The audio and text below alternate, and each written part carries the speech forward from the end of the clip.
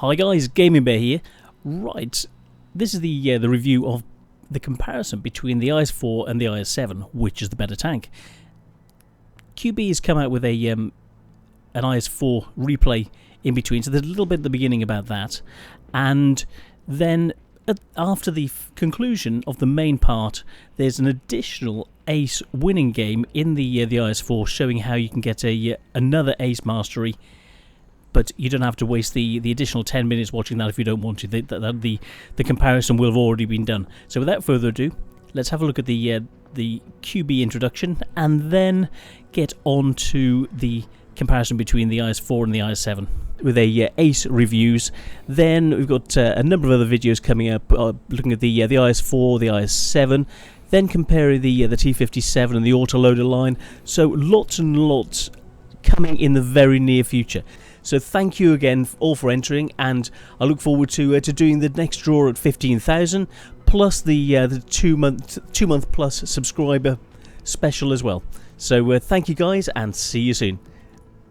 So that was what I put up on the 25th, outlining the videos that were forthcoming, and then suddenly Quickybaby has done this mirroring thing of copying the IS-4 review, which I'm just made up. It's so nice that Quickybaby comes up with something that I have in the pipeline, and suddenly he's come up with the video that I said I would be coming up with, which is really, really nice. It might just be a pure coincidence. This is the Quickybaby introduction 4 days after I said that I would be doing a review of the IS-4.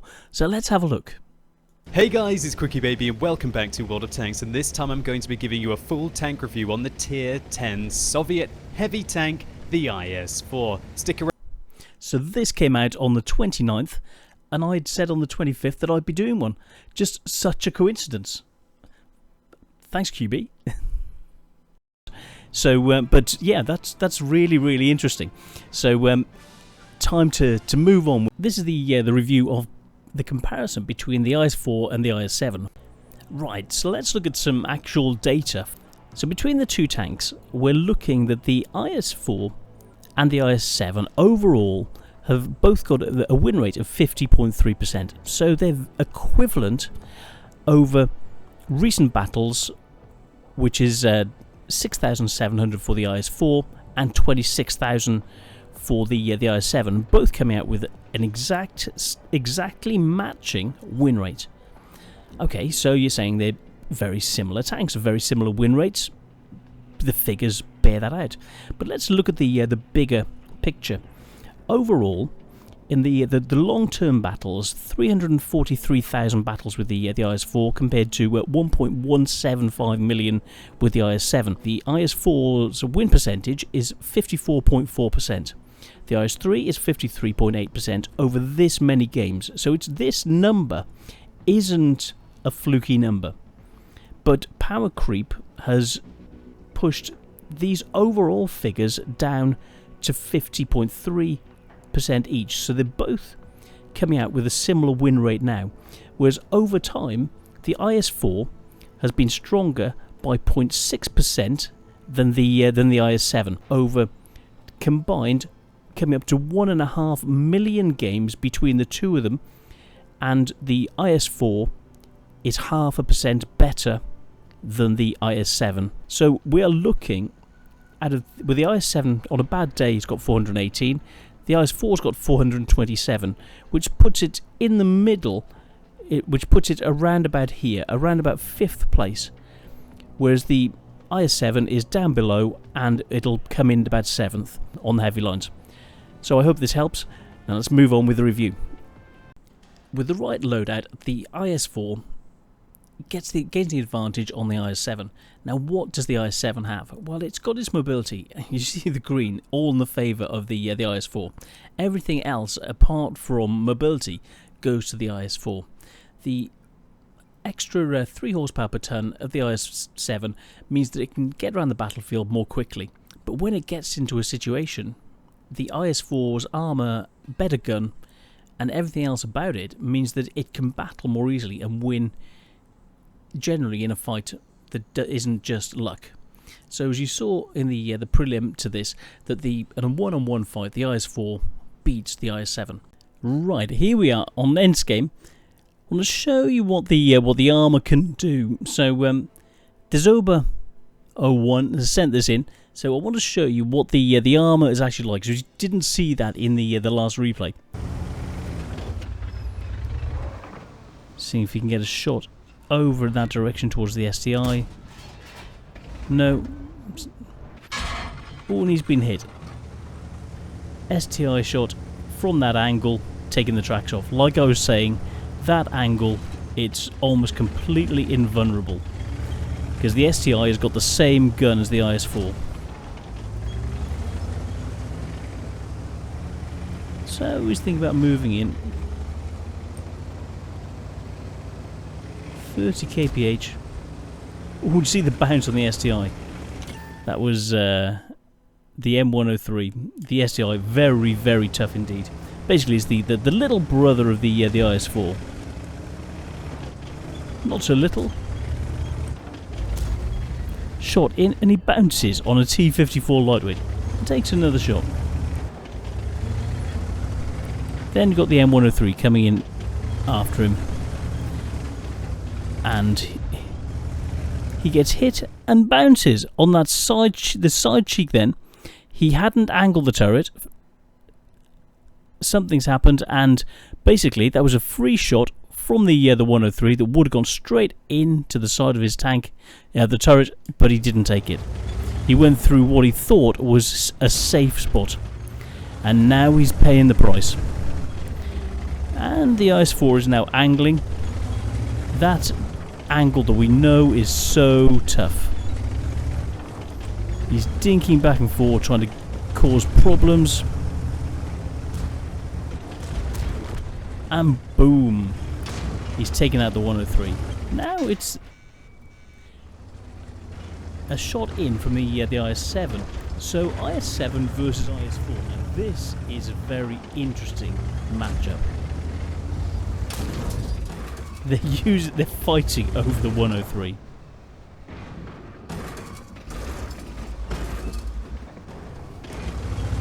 And it's a free cam, it's not an aimbot.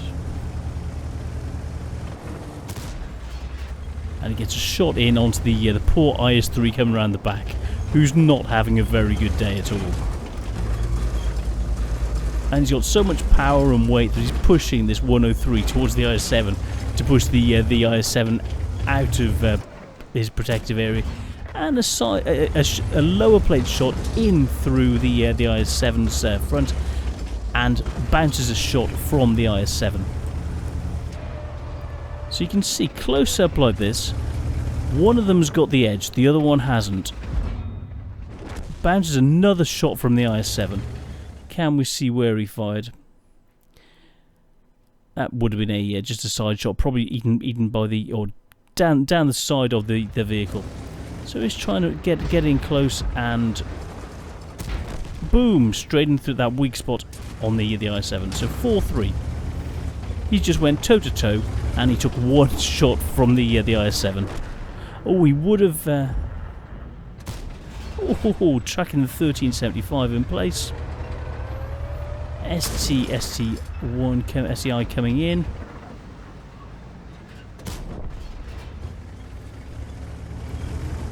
.65. And oh, Jaegeru up there.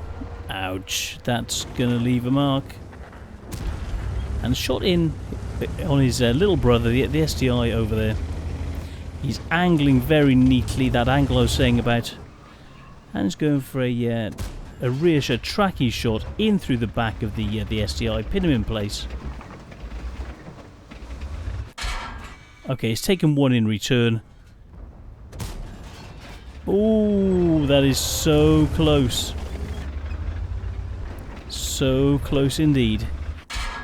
Another shot. They are so evenly matched, apart from the STI is dead.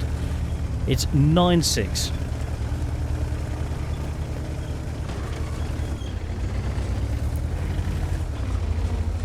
So he's pushing up. A couple of tanks coming through, another IS-4 and the E5. So he's going back to try and do some damage. He's been proxy spotted by the E5 coming in that way, so he's got the E5 in behind him. He's going in after the IS-4. He's trying a lower track shot. Boom, straight in for the rear track wheel on the IS-4, tracking him in place so he can't return fire. What can he do it? Lower plate shot, very, very nice. But he's down to 2 standard rounds of ammo. 6 HESH heat rounds and 6 HE. He's got 1 standard round left. I think about now he's probably thinking, I wish I'd taken more standard ammo. It's 10-9, it's looking in his favour. And he's fired it. That's his last round of standard ammo.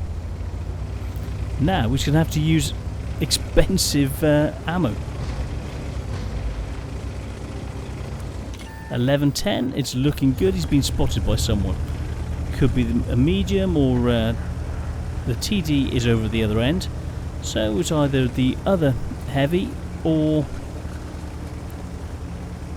it's going to be the E4, E5 or the bat.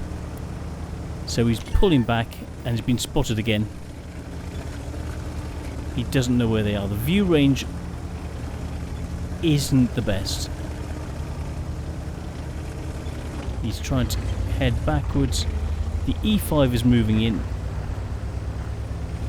And he's thinking, okay, let's go one-on-one with the E5. But he's got himself stuck. So he's going in for what he thinks is going to be the kill on the E5. IS-4 is there.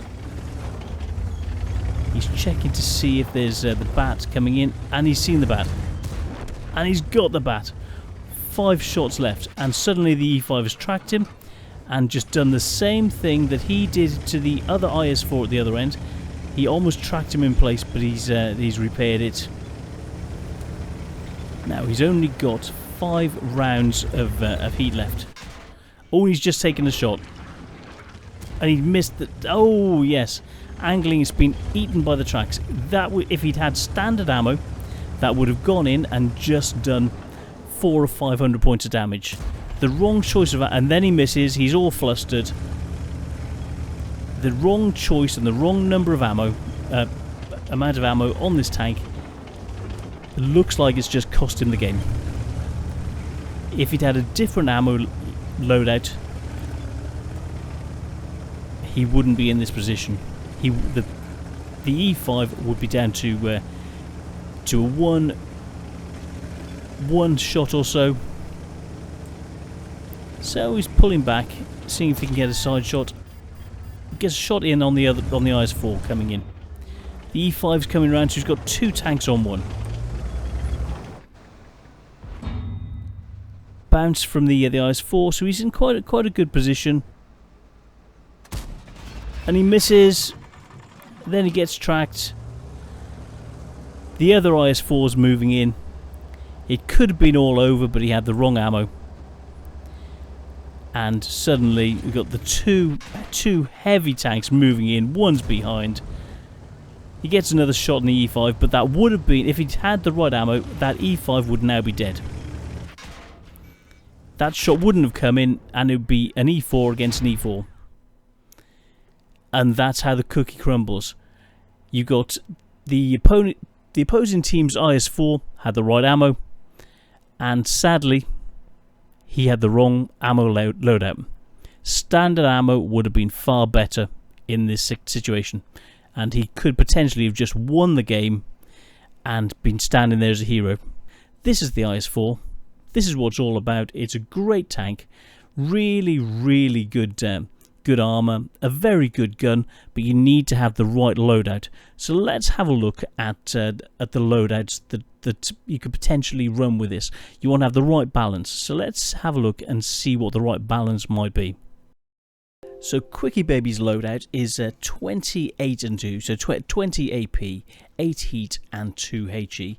Let's have a look at mine. I've gone for 19, 8 and 3, so I've transferred 1 AP to HE because I find that I need to decap more often from range, and this allows you the option to either decap or take someone's tracks off more easily. So that's why I run 3 and 19, but it's very similar to Quickybaby's with his 20, 8 and 2. I've gone for 19, 8 and 3. So it's interesting to see what he does in comparison to mine. So that's my loadout. So let's move on. I'm running a different setup to Quickybaby's. You can see that I'm running cudgel optics, whereas QB is running vert stabs, which gives 20% accuracy. But I would prefer to be able to see a target and help my team to bring firepower onto the opponents. So my view range is 469 meters. Let's have a look at Quickybaby's. So mine's 469, his is 417. So I've got another 52 meter view range. It doesn't sound like a lot, but it means you can spot hidden and allow your team to bring firepower onto hidden enemies that they wouldn't normally be able to see, while you're moving up to take advantage of your opposing team. So he's on his third stat. He's approaching 50% on his third stat, whereas I'm coming up to the end of the fourth stat, soon be approaching the fifth stat on the IS-4. So I like this tank, I like playing it, and I found that having the view range enhances my performance and the team that I'm with, the performance of the entire team, because I can spot things. If you haven't got a light tank to spot for you, it means you can spot for yourself and spot for the rest of your team when you wouldn't be normally expected to. And it allows the team as a whole to have more opportunities for doing things. But it may suit you better to go with Quickybaby's method of doing things. Mine is to have the additional 10%. It's not using the binoculars, it's using cudgel optics to allow me to be able to carry on moving and not have to be static. I can carry on moving and take advantage of any opportunities that I see, because I can spot things earlier than other IS-4s because of this 400, basically 52 meter more view range than Quickybaby. I would spot him at range. He would be there, he'd be moving forward, I would spot him first, and not just me, but probably another 2 or 3 members of the team would all be able to bring fire, and the arty would be aiming in on him ready before the first he would know is that he's been targeted. 3 seconds after we've started to get a bead on him, he would realise that he's been spotted. As soon as he starts to react to that, we'll have artillery and 3 shots on its way to him, because we'd have targeted, aimed, and be firing at him as he's realising he's been spotted. And that's why I go for this. It's less reactionary, it's more of an offensive situation, and I find that it's better for my IS-4. Quickybaby's got his own method of doing things, but in a long range situation, I would spot him over 50 meters further away than he would spot me. That's just how it runs. So the choice is yours, but this is how I do my IS-4. But it showed exactly how good the armour is. So let's go and have a look at the post-game stats and see how good the armour actually is. Right, well, it was an ace mastery game, a couple of awards, high caliber, top gun, so we still came away with the kills. Let's have a look. The main reason for this replay is showing the armour side of things. So we came away with almost 6,500 points of damage, 6 kills, 778 experience on a lost game.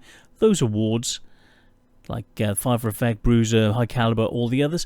But we have a look at the shot side. So similar, 24 shots, 21 hit, and 18 penned. And now this is the difference between the shots in, the hits, and the pens. This is where it failed by having the wrong ammo loadout. Damage 6,370, so very similar to the other game. Armour received 18 hits. Now this is what could have happened with the bat in the other game, but I think by him having a better loadout, he would have still taken the bat to pieces. The 12 shots which didn't penetrate were for 4,500 points of damage. So that shows exactly how good this armour is. He lost 17,000 credits. If he'd been running a premium account, he'd have made 12, almost 13,000 credits, because the amount he did. So you can still make money with this. If on a lost game, you can still come away making credits in the IS-4. Very, very nice. And Experience, 1200 experience. If you'd been running premium, would have been 1800 experience. 1200, no slouch at all. And yeah, so this is what you can do with the IS-4 on a lost game. It's just a tough, solid, very nice tank, and I thoroughly like mine. Right, trying to explain the armour and why the IS-4's got a better percentage chance of winning in a clinch than the IS-7. We need to look at the armour. As you're working your way around the side of the IS-7, you're going to shoot the turret, which is going to bounce. The flank is a bounce city. Then you come in the area underneath the gun. You're trying to use the gun to cover, but you've got this huge area here which you're looking, 2/3 of the shots that come in will penetrate.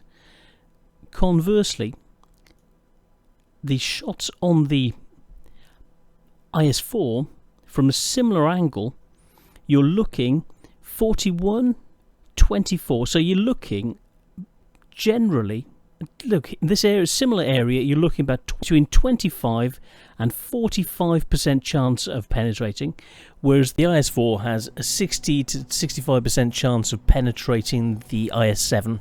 So it's a 2-to-1 ratio. The IS-7 will penetrate the IS-4 1/3 of the time, and the IS-4 will penetrate the IS-7 2/3 of the time. You then come to the difference in the hit points. So the IS-4 has got 2,500 hit points compared to the 2,150 on the IS-7. So this is what it looks like over here. That that additional 350 hit points makes a big difference. Therefore, as the IS-7 is penetrating less shots on the IS-4, even though it's got a better alpha, the IS-4 will generally win in the engagement on a 1-to-1 basis because it's penetrating more shots, even though they've got a lower alpha. And that's the reason in a clinch, when the IS-4 gets close to an IS-7, it will win most of the engagements because all of the percentages are in its favour. Not only has it got a better relative armour in a clinch because of these stronger zones on the IS-4, on the IS-7 these areas are weaker and there's a 50 or 60% chance of penetrating, so you're looking at a 2-to-1 advantage in favour of the IS-4. Combining this with the additional hit points of the IS-4, the IS-4 will win 2/3 of the engagements against an IS-7, and that's how the maths works. The IS-4 will come out on top against not just the IS-7 but against other tanks. So with the edge going to the IS-4, the IS-7 is going to want to stay in one position, hold down to maximise its turret and the pike nose. Well, when you do that, you're negating the ability of the IS-7 to get around the battlefield, which was its only real advantage in the first place. Whereas if the IS-7 pushes and goes one-on-one against the IS-4, it's going to lose in that one-on-one battle. So why have the IS-7? So looking at the history, the IS-7 used to be the tier 10, well, it's still the tier 10, but when the IS-4 was tier 9, the old line had the IS-7 at tier 10. So you sold your people generally sold the IS-4, moved their crew into the IS-7, and if people want to go back the other way, they have to buy the tank again and then put a whole new crew in and grind it up.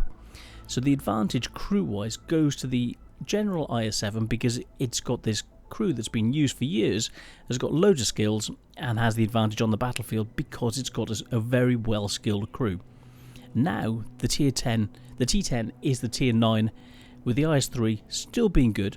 On the other line, which now leads up to the IS-4, you've got some very, very tough tanks.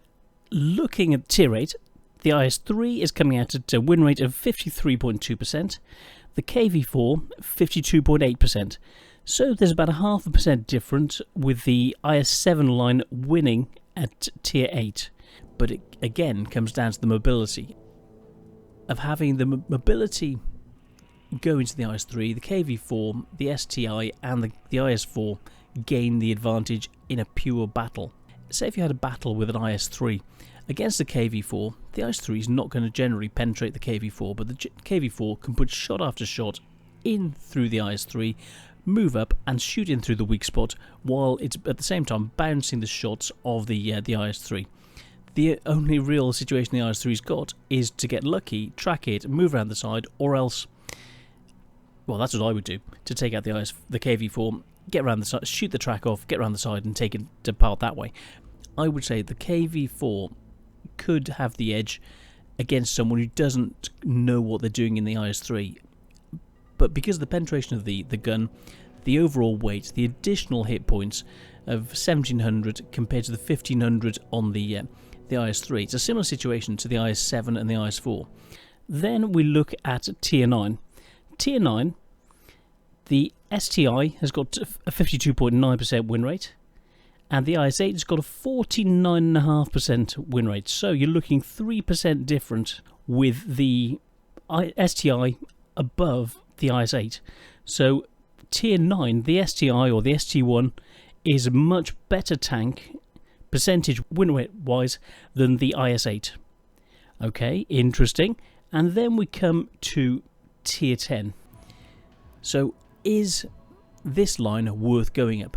Yes, it is. And because of the buffs that the line's had, because they haven't had people going for it, because all the pros use the IS-7, they've buffed this line to put it at least as good, and now better, than the IS-7 line, that this is a line that you can go up and succeed with. So the IS-7, it's not that it's a bad tank, it's still a very good tank, but because of the buffs to the IS-4, the IS-7 isn't as good as it used to be. Power creep has taken over and made this less effective, because everything around it has been made more effective, if you know what I mean. So the IS-4 is now more effective and more efficient on the battlefield than the IS-7, and I recommend the IS-4 to you. So if you're just trying to decide which line to go up, I would actually say go up the IS-4 line, because not as many people know how to deal with the heavy tanks on this this row, like the KV-4 and the STI and the IS-4, because no one plays against them. You go up this line, you will do well, because no one knows where to shoot you, and you know exactly where to shoot them to take them to pieces. That's it. That's it in a nutshell. Now there's a way you can go through. You can bring your crew up. You can do well in the tank, and you can beat your opponents because they don't know what to do about you, and you can destroy them time after time after time because they're going, oh, he knows where to shoot me. Where do I shoot him? That will give you the edge. Right, let's have a look at this. So a lot of bounces on this this example. IS-4 against a lot of other... Oh, there's the Christmas sound in the background. Little Miss Bear's watching a very Christmassy program. So yes, it's getting more festive here. It's the 4th of December. So yes, advent calendars and everything out. So yes, back to this. So you can see by all the bounces, like the 113 in the replay, 5 bounces, no shots penned. The Centurion, 2 bounces, no pens. The CDC, the Type 59, the IS-7, 1 shot in and 1 bounced. So 50% on this replay with the IS-7 of shots that penned and didn't. But most of the shots didn't actually penetrate, and he came away with steel wall on this, which was very, very... Let's have a look. How did he do bounce-wise? So 3,500 points blocked, and very, very neat. So the armour is fantastic. A lot of people at the moment don't know where to shoot it, but even if they did, like the IS-7 knew where to shoot, but it was still a 50-50 chance, or 50% of the shots came off in this. And as we know from the research, that he was quite lucky, because it's only a 1 in 3, roughly, chance of penning with the IS-7's gun. So this is quite a good indication of what you can do, even with faster moving tanks like the Bat-Chat, the Type 59, the CDC, bouncing lots and lots of shots. They're poking. They can't... they have a lot of problems against most things, because it's so tough to have a problem against the IS-4. So let's move on. Before we go to conclusion, this draw game where he ran out of ammo, you can see the VK and then leading down to the E100, 3 shots on him, didn't get hit by any and bounce any. This E100 bounced 1 shot, 750, so you can see he's running the big gun. So basically the armour is so good, the E100 also won't penetrate. 4 shots in, killed him. Let's look at the big picture. So 7,000 points of damage, 5 kills. He ran out of ammo. He couldn't do any more damage. So the one issue, you'll run out of ammo when you've done when you got 5 kills, 800 damage on an even game when the draws comes out. 7,000 points of damage. Let's have a look. 3,000 to 4,000 points blocked. 7 shots received, only penned. So we're looking 2 in 7 penetrate. So this is the other end. So we had around about 60% blocked. This time you're looking 5 out of 7 shots being blocked. So the 60 to 70% blocking shots seems very reasonable based on the information at hand. So 30 shots fired, 23 penetrated, 19 didn't, but still came away with 7,000 points of damage. Can you imagine if more of these had penetrated? So incredibly good. So this shows more of what the armor can do, more of what the gun can do. In the last one showed close-up space. This is a bit of a town work on Fisherman's Bay, as well as areas where you can fire over distance as well. So this is a very good view. Even blocked a shot from the 183. So it's 1,150 points bounced. The biggest tanks, the ISU 152. I know it's a tier 8, but it's got an incredibly good gun. So you can see all different sorts of tanks have fired at this. The IS-4, in its natural environment, which is close up, its range. Right, to conclude, Little Miss Bear's watching Charisma Star in the background. Lots of Christmassy programs at the moment. So let's have a look at this. So, games-wise, the T-57s had 1.08 million games, so about 3 to 4 times the number of games as the IS-4. The E5 has got double the games. The FV has got half the number of games. The AMX is roughly the same. The E100 about 3 times as many. The mouse about a third as much, and the 113 a fraction. So about 20% of the games of the IS-4. So we're looking that it's incredible, and we know that the IS-7 has played 3 times as much. So 3 to 4 times as much. So what we need to look at is it worth going up? Yes, definitely. With the other tanks leading up to it, like the STI, then below with the KV4, below that with the KV3, then the IS down below. We know how good those are, but I'll be leading in to reviews of those tanks and how they fare at their respective tiers as well. So this is sort of starting looking at those lines.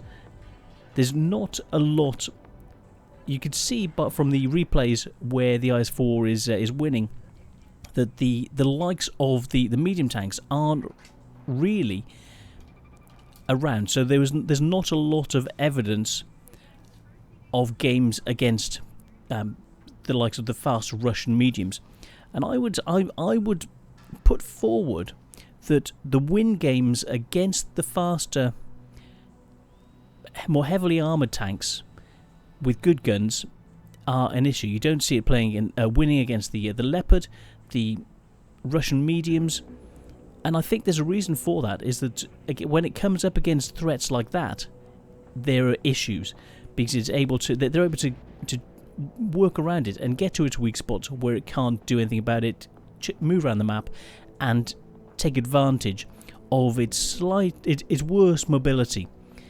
The armour is fantastic, but against the guns of those sort of like T-57 heavies, it's fine. E5s, it's fine. The 50B, it's fine. The E100s, it's great, but it's the faster mobility mediums which it's losing against. So I think that those have got. If you come into a game, you need to look at your strategy and you need to be aware of those tanks on the opposing team, because they are the ones that are going to be the threat to you. So bear in mind that it's great against the heavies, great against these other tanks, but when you come up against those tanks that can just snipe from range, pull back and get hull down, so even if you do a return shot, you're not going to hit because he's gone. So watch out for that. That's what this tank has been losing to, based on the evidence, or the lack of those being in the evidence for the wins of the IS-4, if you see what I mean. So this is a very good tank in its own environment against these tanks, the heavies, the slower TDs, even the faster TDs. It's very good at taking them down. So watch out for medium tanks. I recommend this to you because it's so good. But then you need to come up with a strategy for being able to defeat the medium. So I'll try and work on that and come up with a playstyle that's going to suit the IS-4 and the IS-7 for dealing more efficiently with that medium threat. So this is me, Gaming Bear, signing out. Hope you've enjoyed the video, and see you soon. There's going to be a bit more footage coming with more gameplay to show what this tank can do. And if you want details of those from those games that we pulled up the stats for, if you want exact details showing how it was done, then I'll put videos up of that. So yeah, just ask and I'll do the videos. So thank you very, very much. This has been the IS-4. I'm the Gaming Bear, and I'll see you soon. Cheers, guys. Bye.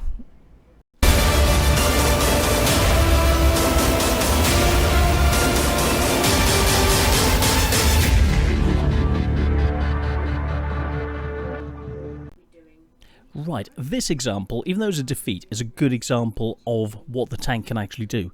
From the 113s, we know from the last replay, 7 shots taken, 2,600 points blocked, 4 shots in and killed the 113. The mouse, 1 shot was blocked, 4 shots went in, and then we come to the bat, stayed away from him.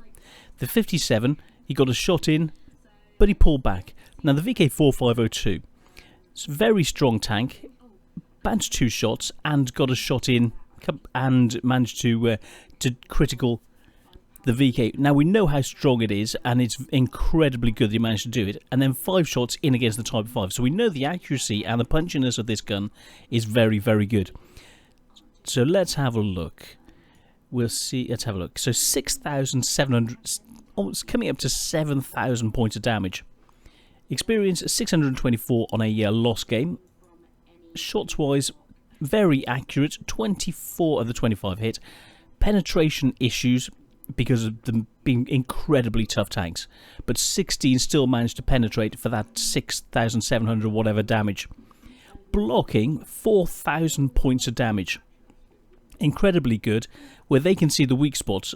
So you're looking just under 18 shots, of which 10 didn't pen. So you're looking an incredibly good, I would say probably 60%, 55 to 60% of all the shots that came in hit but didn't penetrate.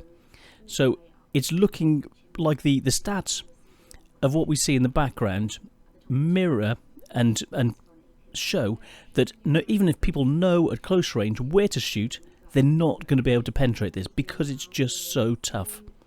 So 10 shots out of 18 didn't pen. Very, very neat. So this highlights the ability to shoot, penetrate your enemies, and do an awful lot of damage, and soak an awful lot of damage. So it's an incredibly well-balanced tank. So this shows what you can do against many, many opponents, including incredibly tough tanks. Mobile tanks get away, so that's one thing. The slight mobility disadvantage.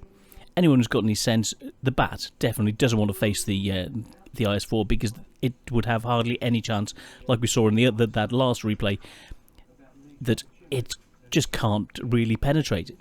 That it's, even when it finds a weak spot, it's only roughly a 1 in 3 chance of being able to penetrate. So you know those aren't good odds. So two shots from a bat's clip will probably penetrate, maybe 3. The odds are just stacked against the bat when it faces the IS-4. So let's get into this replay. IS-4, let's see what this bad boy can do.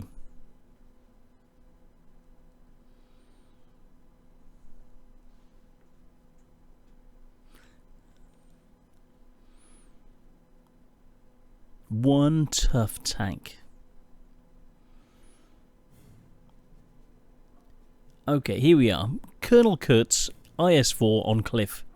A lot of very good games on Cliff recently. So we'll see what he does. So he's up against a T-57 Heavy, Batchat, Centurion AX, STB. A lot of good tanks on the opposing team. Number of arty. So it's going to be very interesting to see how this rock and rolls.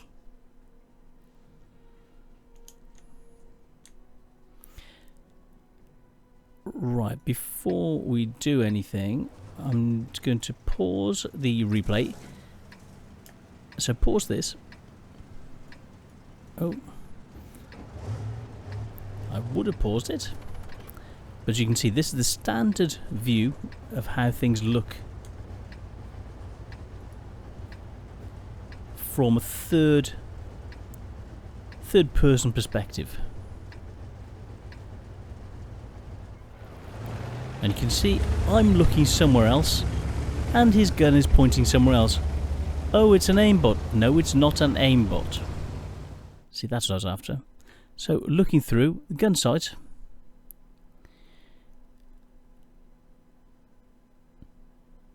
and you can see where he's aiming, and you can see where I'm. What's he doing? Sorry, little dude. What's the lightweight do? Oh, he's trolling people, isn't he? Oh well, not a good start to the game. So, yes. So you can see. Let's pause this. So this is me moving the camera around. It's not an aimbot. It's a third party view as he's looking around, seeing what that 54 lightweight is up to. I think he's actually been. But no, don't shoot him. He's been banned already. Don't kill him because he can still. That's the problem. If you kill someone who's gone blue, they're still able to spot the enemy and they can still take shots from the enemy, whereas other players will be damaged. So even though he's not in the game any longer, he's stopping. He's allowing you to. So he's been spotted. So you can see that he's looking over there, and it's not an aimbot. It's me moving the camera around. Like Jingles and Quickybaby say, this is what happens. See, I'm looking over there, but it's aiming somewhere else. Oh no, it's an aimbot. No, it's not an aimbot. It's a third-person perspective. So I hope those people who've been asking recently, which have been having more people asking recently, but yeah, Quickybaby gets a lot of people asking, Jingles gets a lot of people, I'm sure a lot of YouTubers do. So this is showing, look, I'm even looking behind, oh, it's an aimbot. No, it's not an aimbot. It's just a third-person camera view. So working his way around, coming in, that poor Object 430's pushed a little bit too far, a lot too far, and he's been taken to pieces by the T-57 and the 132. So he's coming in, boom, headshot, and saved the life of that Object 430. So it's 1-2, and he's moving up. He's trying to I don't know what's that object playing at, knowing that there's arty. Now he's pulling back because, yeah, you saw the second shot. That was an arty shot coming in. This corner is covered by arty, and he knows it. He's just an idiot 430. Well, yes. And he's pulling back because he knows this corner is not only has a 57, which is probably reloading at the moment, but it's covered completely by arty. It's 2-4. He's losing. So I'm going to speed this up a little bit. Wait for a little. There we go. The 57 coming in. He's going for the cheek, and even this gun bounces on the 57. I think he snapped the shot a little bit, and he misaimed. He's been hit, and you can see with the sparks that the 57 tried APCR. Well, APCR with this sloping isn't really going to work, but that also means that all the rest of the clip that the 57's got is APCR. So he's trying to lead the 57 around to take some shots.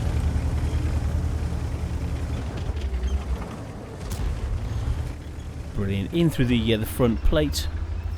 57 is down to 900 hit points, and he's going for another cheek shot. That's it.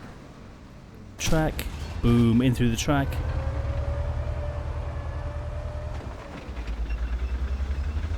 Try and draw out a shot from the 57. And someone else gets the kill. Thank you, Gorilla. Oh well, the Gorilla's got a kill as well, which is nice. So let's speed this back up. So he's been hit a couple of times, but they've all bounced. Oh, and now what's happened to 54E1? He's having a pretty bad day. So let's speed this up. It's 5, I was about to say 4-8, it's now 5-8 STB, and the bat in the middle. Plus they've got the hill, and he's just fired in that general direction to see if he can hit something. Ammo wise, like we saw, it's only got 30 rounds, and if he's wasting shots at the end of the game, it could be an issue. So he's running 12 standard, 8 APCR heat rounds, and 5 HE. So the 50, there he goes. Oh yeah, nice shot, 520, high roll there, very, very nice. 6-8, so he's in a hold down position. Shot in, 430, that was a more normal roll. And the AMX fires, and from that angle, the angle I was talking about, is over the tracks. He hasn't quite got it right, but it's still pretty good, and the tracks have eaten it. It could have been a better angle, but that is good enough. And shots incoming, that may have been an RT shot. And the 120's over there hiding. And he's history. Right, so it's now he's got 2 kills. It's 8-10. Let's speed this back up. The 54E1 is pushing the other way. The bat, well, basically it's just the RT. A couple of RT, the E1 and him. 8-11. And there's the Centurion up on the hill. He's been spotted.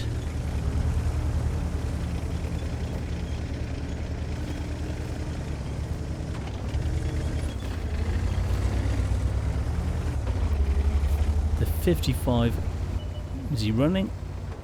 Well, he's coming in after the STB. 8-11. Now, what can he do?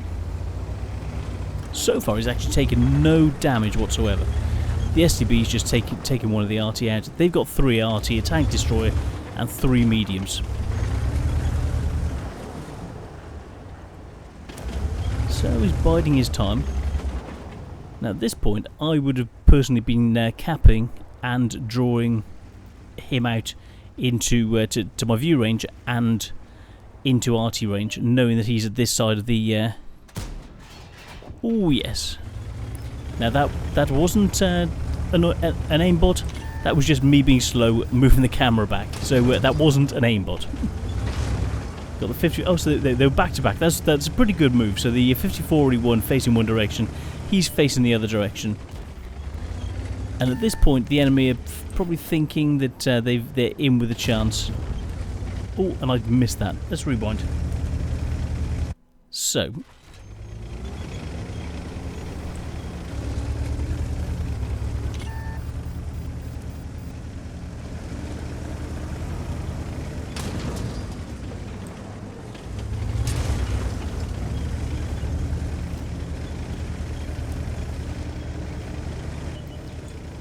And there's the enemy gorilla.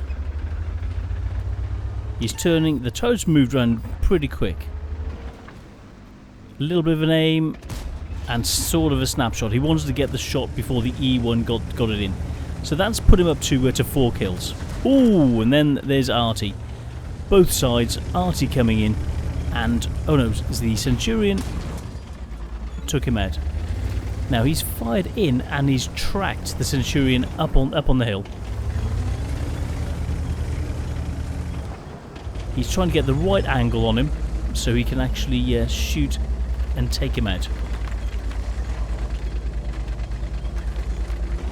Nice move. And he's pushing off the hill and oh, ow, oh, that's going to leave a mark. 420, that's the first damage he's taken. He's used his repair kit already.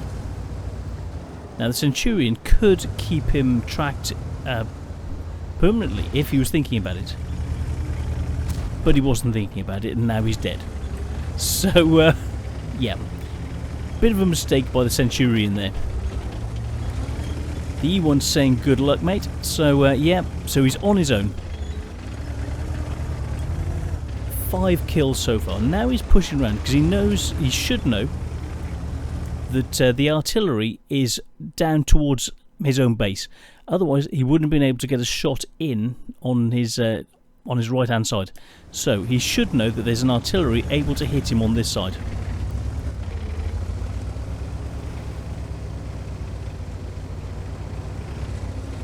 So he's pushing around because he's probably thinking that they'll start capping soon.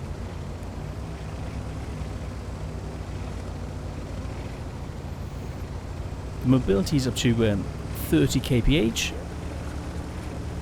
Damaged tracks, so he's not able to accelerate as quickly as he'd like.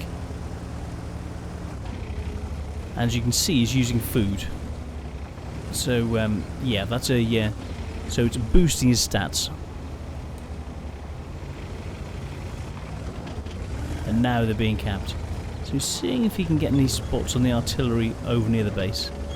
There's 1.5 minutes until the cap is holds. So he's seeing what he can find in the middle. You can see by the 2 stars on his tank, and now he's been spotted. Now he's found the Conqueror. Time to move in. He's on 5 kills so far. The Conqueror has seen him, knows where he is. Now I'm expecting there to be shots raining in all around him. Oh, and the CGC misses. What a time! Oh yeah, there are the shots incoming. What? He must be feeling, and he's only got 2 shots left of APCR, and he's got woof. Second shot is done. He dodges that so so the artillery doesn't know exactly where he is, and now he's seen the other CGC.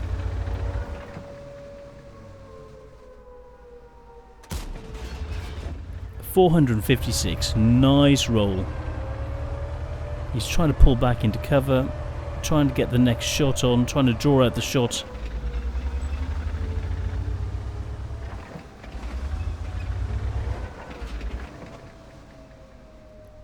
And there it goes. What, he misses? How? What? Oh, what is the chance of that happening? But, and he's on heat. Oh, that was so unlucky.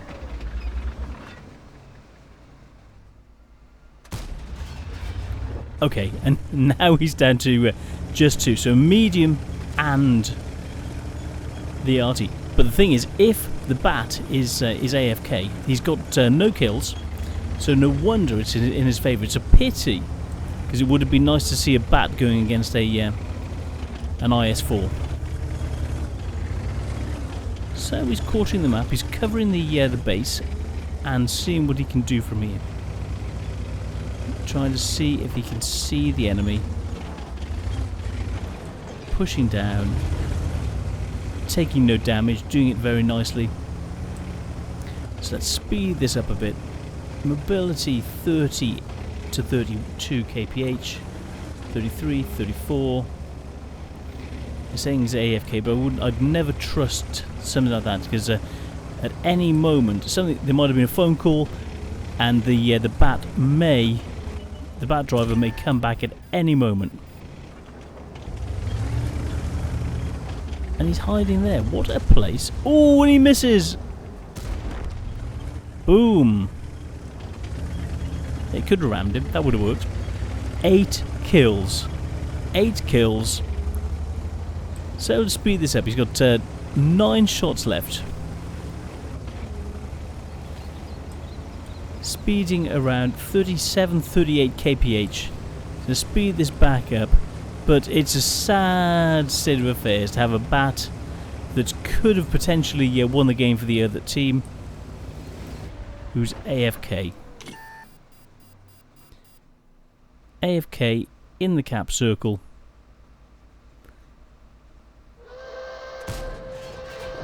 And there's 1 minute 59 left. He's going for the ninth kill. What a way to get the ninth kill. Do you really want to get the ninth kill like this? Well, a ninth kill is useful, but